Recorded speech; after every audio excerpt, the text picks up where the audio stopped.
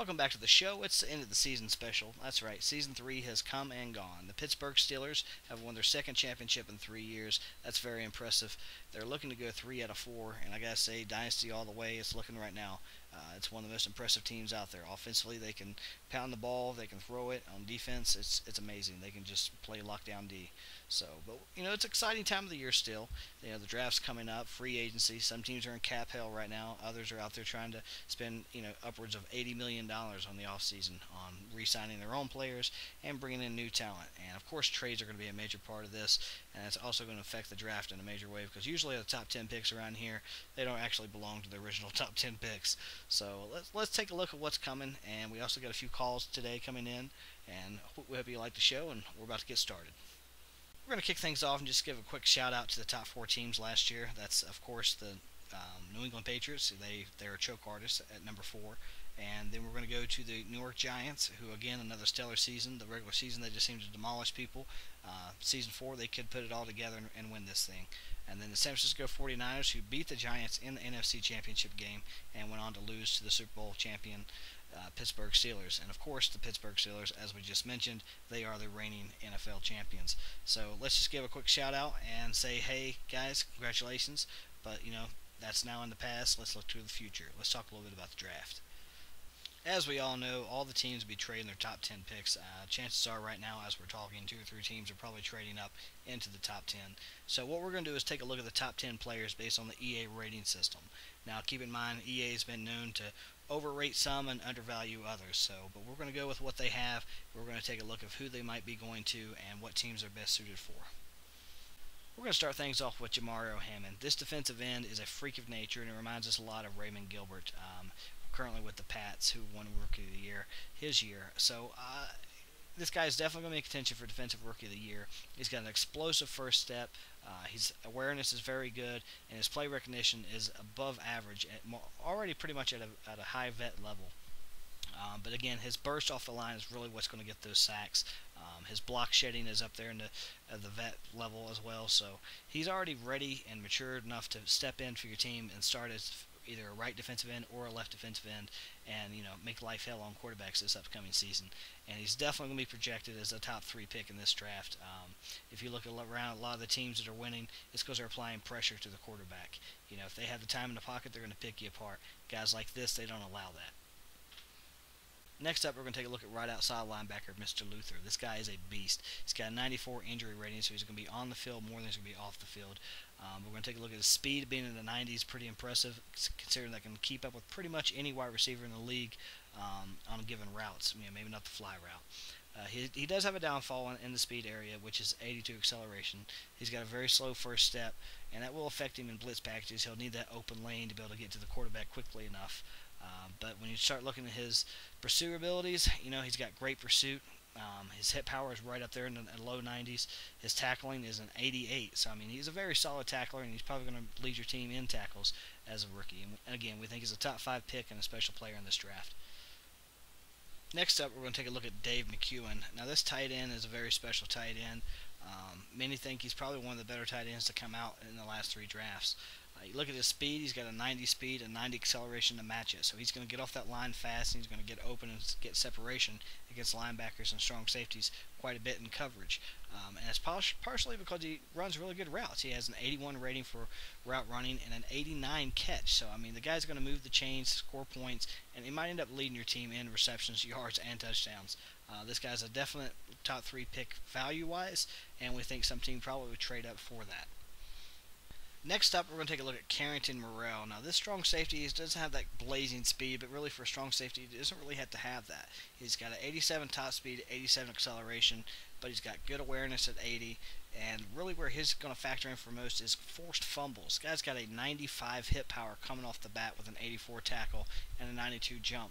So he's going to be very active, and at 6'3", 211 pounds, he's got the weight to throw around a little bit for a strong safety. But at 6'3", really, the guy's going to have a lot of swats and a lot of opportunities at picks. Don't let his speed scare you. If you look around the league, there's a lot of great players right now. They're in the mid-80s on speed, and they're getting picks and interceptions all the time. Again, this is a great player. Should be a top 5 pick. Carrington Morrell, strong safety, 6'3", 211 pounds. Book it, top 5 pick. We're going to cap off the top 5 with Raquel Hayes. This guy looks to be the real deal. He's a halfback. He's got a 91 top speed. He's got a 95 acceleration. So he doesn't have that top speed to take it all the way, but he has that 95 acceleration that's going to get him to the hole quickly. And once he gets there, he can either be a scat back or a power back. He's got an 86 truck and a 90 elusive. And as far as his juke, stiff arm, and spin moves, those all range between 95 and 97. So he's an elite-looking back coming in, and it should be a top 5 pick. And another important thing about rookies, they normally put it on the ground. This guy's got a 95 carry rating. So, he's a special type of player, and he should be a top 5 pick. And if you're looking to gain anywhere from 1,500 to 2,500 yards, 10 TDs to maybe 15, 18 TDs, this is going to be your guy, and you should look into him. And I'd say a lot of teams are probably targeting for a trade-up on him. We're going to take a short break, and when we come back, we're going to answer some calls. The producers tell me all the phone lines are lit up, and we got to free some up. But I do want to say we do have a special interview today. Darrelle Revis, we'll be talking with him on where he thinks he'll be going, and what he thinks about this whole process so far that's playing out and the decision. LeBron James started it, Revis followed. Pretty much looks like a sheep. We'll be back. Okay, we're back on the air now. Let's go ahead and start answering some of these calls. First caller, it's going to be Modern Expert. Modern, it's been a long time coming. We've been wanting you to call in. We've been sending you messages, emails. We don't know what's going on. We've been really worried about you. How you doing, buddy? And what's going on? It's the off season. This should be the time of the year to where GMs like yourself, cream rises to the top. Isn't that right? I mean, you're the best GM that I know of. Yeah, thanks for that. I really do think I'm probably one of the best GMs in the league. These other guys, they spend 24 hours a day trying to decipher this shit. I tell you, man, follow your gut. If your gut is right, you don't have to worry about it. And if it's not right, just blame it on your gut. I mean, what are you going to do to your gut? You know what I mean? I mean, it's the perfect scapegoat. But let's not talk about that right now. I do want to talk about Darrelle Revis. We heard he was going to be on the block, and we called up the Jets, and we think we've got a deal in place that's going to bring Darrelle Revis, to the Atlanta Falcons, and it's probably going to make us a Super Bowl contender. So Giants, you better watch out. Panthers, you better watch out. And as a matter of fact, we hired a security team to actually go to the other team's coach's house the night before the game to make sure he gets to the game. And if he doesn't, let's just say unpleasant things happen. So we don't foresee any coin flip tosses this year, and to where we lose out on our chances of opportunity to win a Super Bowl. Because let's face it, we probably would have won a Super Bowl if we were in the playoffs last year. I'm just too good of a GM not to be able to put the guys together that can win this shit. So let's get right back to it. And if you got any questions for me, hey, I'm an open book. Well, Modern, no one will ever claim you're not confident. But let's try to figure out how it is that you plan on getting Revis to the Falcons. What kind of offer have you put on the table for them, and do you think it's going to work out? Well, I really pulled one over on the Jets with this trade. All I had to do was give up Roddy White, Julio Jones, our first round pick, our second round pick, and Bent Grimes, our starting corner right now for Revis. And the kicker was all they asked for was $25 million in cash to leave it down by Bus Depot 31. I mean, how crazy is this? That's what we're getting for him. I would have paid at least $50 million cash and give him 2 or 3 more starters, but that's all they wanted. So, hey, that's all I'm going to give them. Joke's on you guys. So what do you think? Well, Modern, I'd probably be a little concerned if it might be a practical joke they're playing on you, because as it stands right now, you're overpaid drastically for the player and his talents, and I'm sure they thought that was a joke offer. Had they known it was a real offer, they probably would have went through with it, but I don't think you're going to get this trade right now, and you might want to send someone down to Bus Depot 31 right now, because apparently there's $25 million, and my guess with you probably just put it by the front door in a couple briefcases. Chances are that money's already gone, and if anyone's out there has already got that money, hey, please call in. We'd like to get the money back to Atlanta Falcons owner Arthur Blank. We know him, and we understand that Modern does have some special needs, and we hope you understand that and return the money. Modern, that's all I can talk to you right now. I'll come back to you. I'm going to put you on hold. We're going to take our next caller. Caller number 2, what do you got for us? Hey, thanks for taking my call. I've been calling in every week, but you guys just won't let me back on the air. I'm not holding a grudge against you, and I hope you're not holding one against me. But I just want to call in and talk about the great things for 2014 Kansas City Chiefs. Our fans are going to be very excited to know that we have figured out why our defense gives up nearly 40 points a game when we have one of the most explosive offenses that should easily win us every game. We have too much talent on defense, so we've decided to trade Mario Williams. It doesn't matter if he was a great defensive end. The guy just completely sucks as a linebacker. He cannot cover anything. It's kind of like it's kind of funny watching him just run around there in a circle, and it's kind of like, hey, just don't run in my circle and he'll be okay. So, we're getting rid of his ass. We're also shipping off Dwayne Bowe. You know, we tell everybody that he's so great, but the fact of the matter is he can't stay healthy and he's kind of slow. You know, but I'll probably nail, I don't know, maybe a first, second, third for him. You know, we'll probably call it modern and be able to double whatever we're expecting to get. But from the standpoint of the Chiefs, we're looking real good for next year.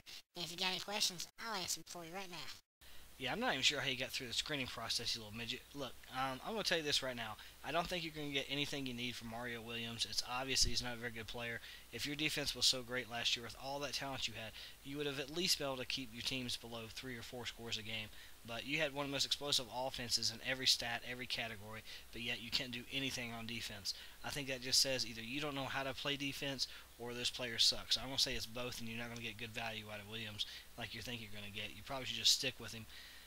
But hey, you're going to do what you're going to do, and I'm sure you're still looking for another linebacker to replace him. As far as Dwayne Bowe goes, man, he's ineffective, he's injury prone, and he's slow. Good luck getting a first, second, and third from him. And sure, you might be able to get that out of Modern, but just remember there's only one Modern, and I'm pretty sure he's already traded his first, second, and third. So I'm going to talk to my producer to find out why you get back on the air. We'll be right back. Okay, well, we're back. I just spoke with my producer. Apparently, he had someone must have been really tall talking on the phone originally as just a regular Joe caller. But hey, Best is going to do what he can to get out there and pimp his players. I would probably avoid Mario Williams. I think he's a little overrated as an outside linebacker. He has no coverage abilities whatsoever. If you pay anything where near the value of his rating, you've drastically overpaid. And as far as Dwayne Bowe goes, I really do believe he's injury prone, slow, and ineffective at times. And I just don't think you're going to get good value if you bring him into your organization, hoping he's going to, revamp your wide receiver core. As a number 2 or number 3, he might be a decent option, but primarily I see him as a number 2, and that's maybe 1 to 3 passes a game. So I would pass on him. And we're going to go to our next caller now. What do you got for us? Hey, thanks for taking my call. It's your number one listener, number one fan. That's right, Teddy, Matt Shop's former best friend. I say former best friend because me and Matt have parted ways. It was obvious after the New England Patriots defensive end Raymond Gilbert just destroyed him last year. He was never going to be the same. Now every time he gets startled, he gets into the fetal position and he starts yelling, Gilbert, Gilbert. So there's no way he's going to be the starting quarterback again. He's already being shopped. It's the second string guy. And let's face it, I don't hang out with second string guys. You know what I'm saying? I'm a best friend for first string guys. Yeah, and that's right. And I have found a new best friend. His name is Daryl Rivas, and he wanted me to call into the show and let you know that he is not going to be able to make the interview tonight. He's deeply upset about it, but he's got a 10 p.m. flight, and he's going to be landing. He's going to announce the Daryl Rivas decision, and it'll finally be over. And I got to tell you guys, I'll give you a sneak peek. It's not going to be in New England. I don't even know why they want him, but apparently, I guess they just like to collect maybe shiny, pretty things. I don't know. It's not going to be Atlanta Falcons. They didn't think it was a real offer. I mean, who would overpay that much? Had they known, he probably would have been a Falcon. It's not going to be the Tennessee Titans. It took them 8 hours of negotiating to go from a 7th to a 4th round pick for Daryl Rivas. Daryl Rivas, a 4th round pick, really? Well, anyways, but my guess is it's probably going to be the Kansas City Chiefs, even though he does have a thing for midgets, and that might be a bad thing for the owner over there because the GM is apparently a midget, and I don't know. Some weird stuff could be happening behind the scenes with that if it happens. But another location could be the Baltimore Ravens. They're always looking to improve their team. So we're going to find out at 10 p.m. Tune in for the Daryl Rivas decision. That's all I got for you. Thanks for taking my call. Hey, Teddy, thanks for calling in. It's always good to get updates from you, man. Glad to see you got your new best friend, even if it is Daryl Rivas. We're kind of disappointed we didn't get an interview with him, but hey, at 10 p.m., the world gets to finally find out where's Daryl Rivas going to play in 2014. It might even be the New York Jets again. Who knows at this point? But we're going to take a short break. When we get back, we're going to talk about the NFC and the AFC, which teams are truly contenders for the 2014 season. Stay tuned.